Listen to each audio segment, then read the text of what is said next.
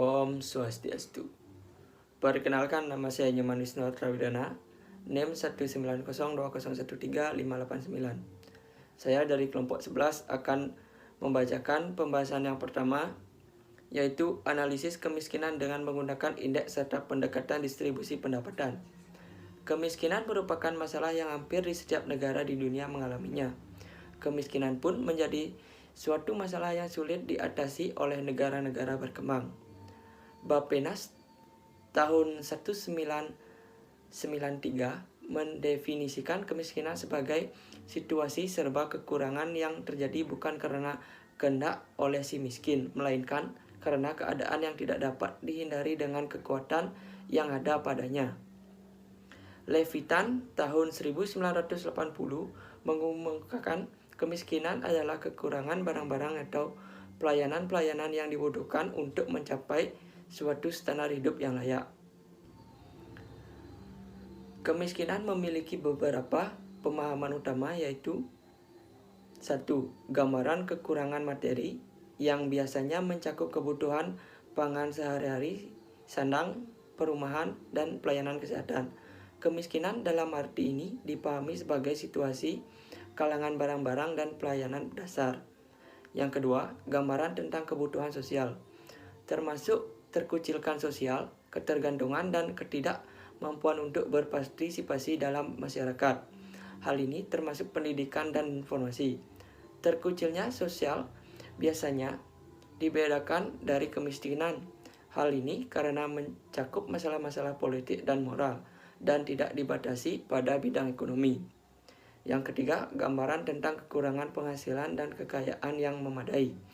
Makna memadai di sini sangat berbeda-beda, melintasi bagian-bagian politik dan ekonomi di seluruh dunia. Distribusi pendapatan adalah yang lebih luas dibandingkan kemiskinan karena mencakupnya tidak hanya menganalisa populasi yang berbeda di bawah garis kemiskinan. Kebanyakan dari ukuran dan indikator yang mengatur tingkat distribusi pendapatan tidak tergantung pada rata-rata distribusi, dan karenanya membuat ukuran distribusi pendapatan dipertimbangkan lemah dalam menggambarkan tingkat kesejahteraan.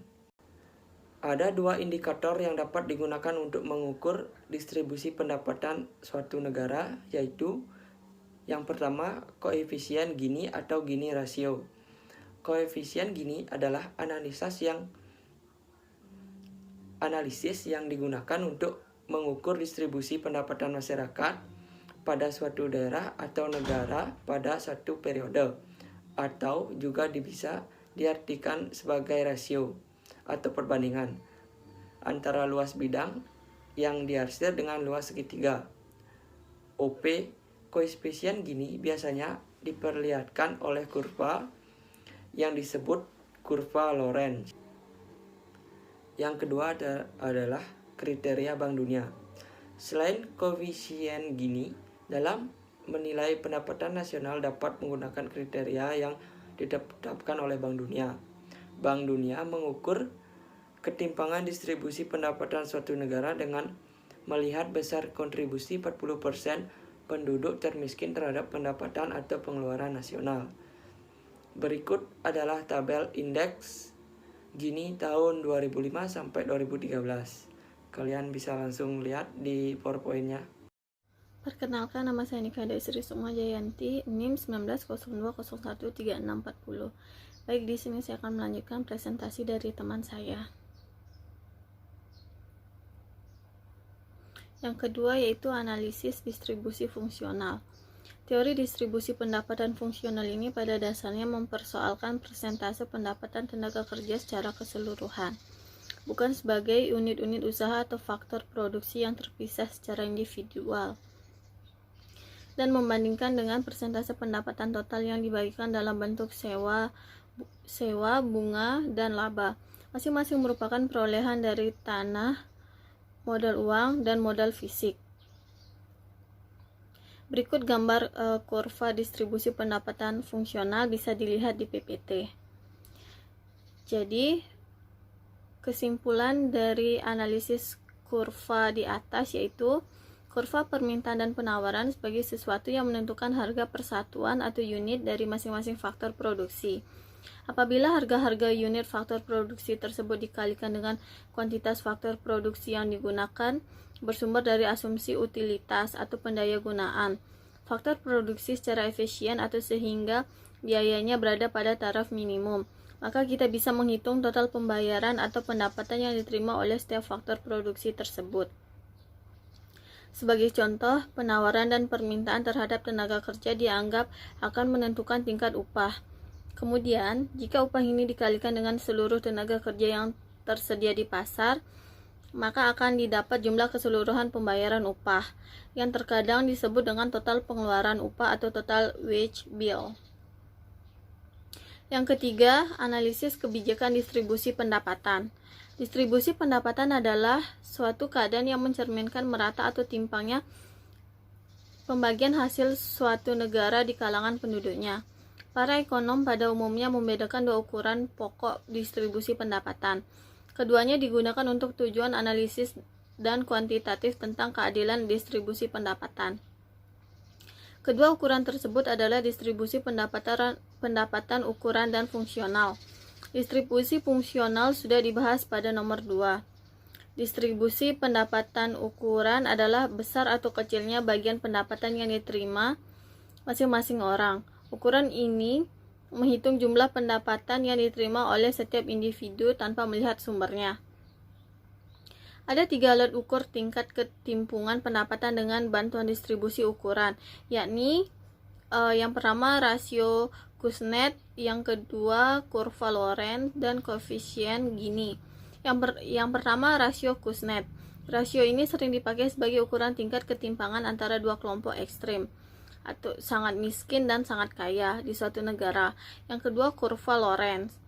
Kurva Lorenz menunjukkan hubungan kuantitatif aktual antara persentase penerimaan pendapatan dengan persentase pendapatan total yang benar-benar mereka terima. Untuk kurva bisa dilihat di PPT. Keterangan kurva. Yang pertama, sumbu horizontal menunjukkan jumlah penerimaan pendapatan dalam persentase kumulatif. Yang kedua, sumbu vertikal menunjukkan pangsa pendapatan yang diterima oleh masing-masing presentasi jumlah penduduk. Yang ketiga, semakin jauh kurva Lorenz dari garis diagonal atau garis kemerataan, maka semakin tinggi pula derajat ketidakmerataan yang ditunjukkan, begitu juga sebaliknya.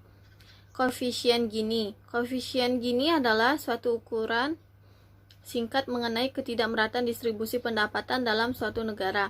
Gini diperoleh dari menghitung luas daerah antara garis diagonal atau kemerataan sempurna dengan kurva Lorenz dibanding dengan luas total dari separuh bujur sangkar di mana kurva Lorenz itu berada.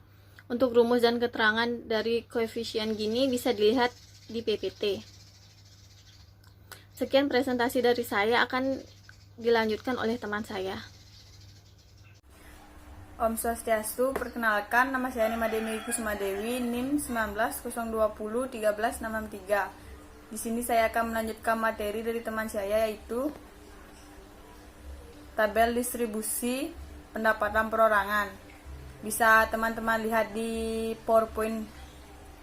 Yang keempat, analisis fakta kemiskinan. Menggunakan data dan telah kebijakan. Dalam tabel tersebut, semua penduduk negara tersebut diwakili oleh 20 individu atau lebih tepatnya rumah tangga. Ke-20 rumah tangga tersebut kemudian diurutkan berdasarkan jumlah pendapatan per tahun dari yang terendah atau 0,8 unit hingga yang tertinggi 15 unit. Adapun pendapatan total ataupun pendapatan nasional yang merupakan penjumlahan dari pendapatan semua individu adalah 100 unit.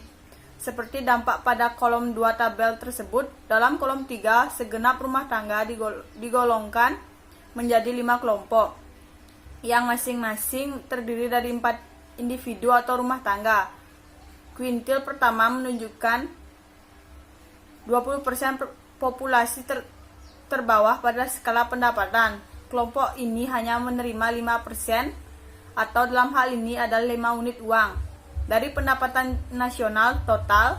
Kelompok kedua individu 5-8 menerima 9% dari pendapatan total. Dengan kata lain 40% populasi terendah atau kuintil 1 dan 2 hanya menerima 14% dari pendapatan total, sedangkan 20% teratas kuintil kelima dari populasi menerima 51% dari pendapatan total. Berikut ini adalah data atau garis statistik kemiskinan di Indonesia di tahun 1996 sampai 2013. Jadi, grafik di atas menunjukkan bahwa negara Indonesia mengalami penurunan angka kemiskinan yang signifikan tiap tahunnya. Walaupun pada tahun 1998, Indonesia mengalami lonjakan angka kemiskinan yang tinggi, yaitu mencapai 24-23%. Lalu setelah tahun 98, Indonesia harus mengalami penurunan sedikit demi sedikit dan sampai naik ke angka 17-75 pada tahun 2006. Namun kenaikan tersebut dan menurun dari tahun 2007 sampai 2013 yang berakhir pada populasi 11,37%. Penurunan ini disebabkan karena perekonomian Indonesia yang mulai membaik setelah zaman reformasi, lalu semakin canggihnya teknologi dan kemajuan kualitas SDA juga menyebabkan kemiskinan Indonesia menurun.